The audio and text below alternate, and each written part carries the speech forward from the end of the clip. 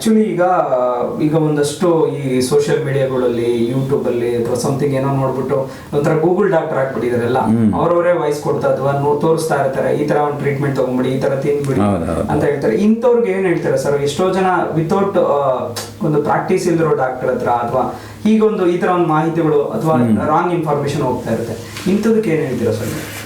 ಇದರಲ್ಲಿ ಏನಾಗುತ್ತೆ, ಗೂಗಲಲ್ಲಿ ನಾನು ಸೋಷಿಯಲ್ ಮೀಡಿಯಾದಲ್ಲಿ ಎಲ್ಲ ತಪ್ಪು ಬರುತ್ತೆ ಅಂತಲೂ ಹೇಳಲ್ಲ. ಕೆಲವು ಸರಿ ನಾನೇ ನೋಡಿದ್ದೀನಿ ನಮ್ಮ ಆಯುರ್ವೇದಿಕ್ ಕಲೀಗ್ಸು, ಅದಕ್ಕಿಂತ ಹೆಚ್ಚಾಗಿ ನ್ಯೂಟ್ರಿಷನಿಸ್ಟು ಮತ್ತು ಕೆಲವರು ಈ ಆಹಾರ ಪದ್ಧತಿನ ಅವರು ತುಂಬ ದೊಡ್ಡದಾಗಿ ಓದಿರೋರಲ್ಲ, ಬಟ್ ತಿಳುವಳಿಕೆ ಮೇಲೆ ಭಾಳ ಒಳ್ಳೊಳ್ಳೆ ಅಂಶಗಳನ್ನ ಹೇಳ್ತಾರೆ. ಕೆಲವು ಪಾಯಿಂಟ್ಸು ತುಂಬ ಚೆನ್ನಾಗಿರುತ್ತೆ, ಬಟ್ ಅದರಲ್ಲಿ ಎಕ್ಸಾಗ್ರೇಟ್ ಮಾಡೋದು ಒಂದು, ಮತ್ತು ವ್ಯೂಸ್ ಹೋಗಲಿ ಅನ್ನೋ ಕಾರಣಕ್ಕೆ ಏನೇನೋ ಹೇಳ್ಬಿಡೋದು, ಇದು ನಡೆದೋಗ್ಬಿಡುತ್ತೆ. ಎಲ್ರದ್ದು ಅಲ್ಲ, ಬಟ್ ಏನಂದ್ರೆ ಆ್ಯಕ್ಚುಲಿ ನೀವು ಅದನ್ನೇ ತಗೊಂಡು ಅಲ್ಲಿ ಹೋಗಿ ಇಷ್ಟೊಂದು ಟ್ರೈ ಮಾಡಿ ಒದ್ದಾಡಿ ಪ್ರಾಬ್ಲಮ್ ಆಗಿ ತಲೆ ಕೆಡಿಸ್ಕೊಳ್ಳೋದ್ರ ಬದಲು ನೀವು ಆರಾಮಾಗಿ ಡಾಕ್ಟ್ರ್ ಹತ್ರ ಹೋಗೋದು ಬೆಟ್ರು. ಏನಾಗುತ್ತೆ, ಒಂದೊಂದು ಸಾರಿ ಸರಿನೂ ಹೋಗ್ಬೋದು ನಿಮಗೆ, ಬಟ್ ನಿಮ್ಮ ಗ್ರಹಚಾರಕ್ಕೆ ಏನಾದರೂ ಕೆಟ್ಟು ಜಾಸ್ತಿ ಆಗಿದ್ದರೆ, ಕಾಂಪ್ಲಿಕೇಟ್ ಆದರೆ ಪ್ರಾಬ್ಲಮ್ ಆಗುತ್ತೆ. ಒಂದು ಹಂತದವರೆಗೆ ನೀವು ತಗೋಬೇಕು, ಬಟ್ ಎಲ್ಲನೂ ನಂಬಲಿಕ್ಕೆ ಬರೋಲ್ಲ. ಸರ್, ಇನ್ನೂ ಒಂದಷ್ಟು ಈಗ ವಿಧಗಳು ಇದೆ, ಅದರೊಳಗೆ ಪೈಲ್ಸ್ಗಳು ಇನ್ನೂ ಡಿಫ್ರೆಂಟ್ ಒಂದಷ್ಟು ಎಷ್ಟಿದೆ ಅಂತ ಹೇಳ್ತಾ ಇದ್ರೆ ಆವಾಗಲೇ. ಸೊ ಅದು ಯಾವ ರೀತಿ ಬರುತ್ತೆ, ಯಾವುದಿದು ಅಂತ ಅಲ್ವಾ? ಅದು ಸಿಂಪಲ್ ಆಗಿ ಹೇಳಬೇಕು ಅಂದರೆ, ಒಂದು ಹೆಮರಾಯ್ಡ್ಸ್ ಎಲ್ಲ ಪ್ಯೂರ್ ಬ್ಲೀಡಿಂಗ್ ಆಗೋದು, ನೋವಿರಲ್ಲ, ಮಾಸುಗಳು ಬರೋದು.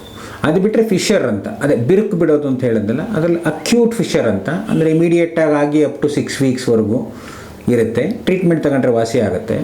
ಅಕ್ಯೂಟ್ ಫಿಶರ್ನ ಟ್ರೀಟ್ಮೆಂಟ್ ಸರಿಯಾಗಿ ತಗೊಳ್ಳದೇ ಇದ್ದರೆ ಕ್ರಾನಿಕ್ ಫಿಶರ್ ಆಗುತ್ತೆ.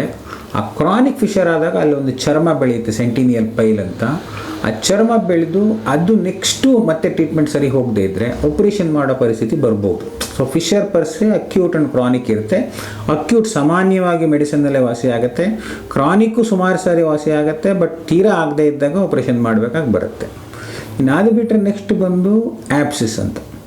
ಇದು ಡಯಾಬಿಟಿಕ್ ಪೇಷಂಟ್ ಸ್ವಲ್ಪ ಜಾಸ್ತಿ, ಮತ್ತು ಹಂಗೇನು ಡಯಾಬಿಟಿಕ್ ಅಂತಲೇ ಇಲ್ಲ, ಬಟ್ ಸ್ವಲ್ಪ ಜಾಸ್ತಿ. ಅಂದರೆ ಆ ಸರೌಂಡಿಂಗ್ ಕುರ ಅಂತ ಕರಿತೀವಲ್ಲ ಕನ್ನಡದಲ್ಲಿ, ಆ ಥರ ಒಂದು ಕೀವು ಕಟ್ಟಿಬಿಡುತ್ತೆ.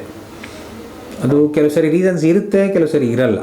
ಮತ್ತಾಗೇನು ಅದಕ್ಕಿರೋ ಒಂದೇ ರೀಸನ್ನು, ಮೋಷನ್ ಸರಿಗೆ ಪಾಸ್ ಮಾಡ್ದಲ್ಲೇ ಪ್ರೆಸ್ ಮಾಡಿ ಆ ನಾಳುಗಳು ಇನ್ಫೆಕ್ಟ್ ಆಗಿ, ಏನಲ್ಲಿ ಗ್ಲ್ಯಾಂಡ್ಸ್ ಅಂತ ಕರಿತೀವಿ, ಅವು ಇನ್ಫೆಕ್ಟ್ ಆಗಿ ಆ್ಯಪ್ಸಿಸ್ ಆಗಿ ಪಸ್ ಆಗುತ್ತೆ.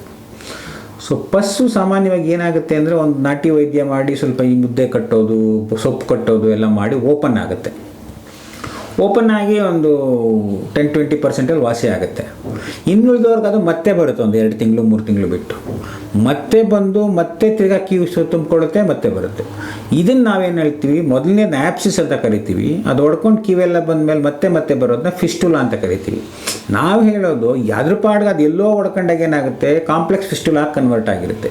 ಅದ್ರ ಬದಲು ಆ್ಯಪ್ಸಿಸ್ ಚಿಕ್ಕದಾಗಿದ್ದಾಗೆ ಬಂದರೆ ಡಾಕ್ಟ್ರು ಅದಕ್ಕೊಂದು ಸಣ್ಣ ಆಪ್ರೇಷನ್ ಮಾಡಿ ಆ ಕಿವನ್ನು ತೆಗಿತಾರೆ. ಮತ್ತು ಅದು ಬಿಟ್ಟರೆ ಈ ಫಿಸ್ಟುಲಾ ಅನ್ನೋದು ಆ್ಯಕ್ಚುಲಿ ಈ ನೆಗ್ಲೆಕ್ಟೆಡ್ ಆ್ಯಪ್ಸಿಸ್, ಅಥವಾ ಎಷ್ಟೊಂದು ಸರಿ ಆ್ಯಪ್ಸಿಸ್ಗೆ ಈವನ್ ಡಾಕ್ಟರ್ಸೇ ಟ್ರೀಟ್ಮೆಂಟ್ ಕೊಟ್ಟರು ಸರ್ಟನ್ ಟೈಮ್ಸಲ್ಲಿ ಅದು ಫಿಸ್ಟುಲಾ ಕನ್ವರ್ಟ್ ಆಗುತ್ತೆ.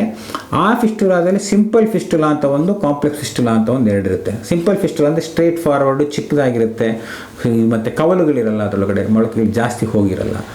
ಅದನ್ನು ಸಿಂಪಲ್ಲಾಗಿ ಒಂದು ಆಪ್ರೇಷನಲ್ಲಿ ಮುಗಿಸ್ಬೋದು.